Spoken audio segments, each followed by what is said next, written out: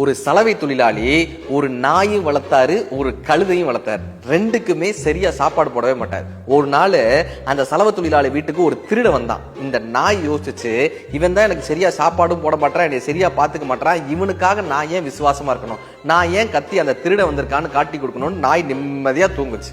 இப்ப இந்த கழுதை யோசிச்சு, நாய் தான் கத்தல, திருட வந்த விஷயத்த நாம கத்தினா என்ன, நாயோடைய வேலையும் சேர்த்து நாம பார்த்தோம்னா நம்ம முதலாளி நம்ம மேல ரொம்ப அன்பு கொண்டு நமக்கு இன்கிரிமெண்ட் போடுவாரு.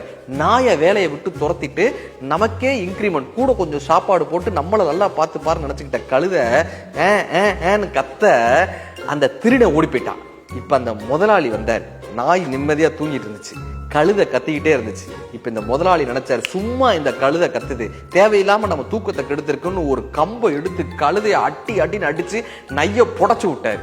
இப்ப இந்த கழுதை அடிபட்டு நாயை பார்த்துச்சு. இந்த நாய் ஒரு பக்கம் தலையை தூக்கி, இப்ப தெரியுதா அப்படின்ட்டு திரும்ப நாய் தூங்கிருச்சு.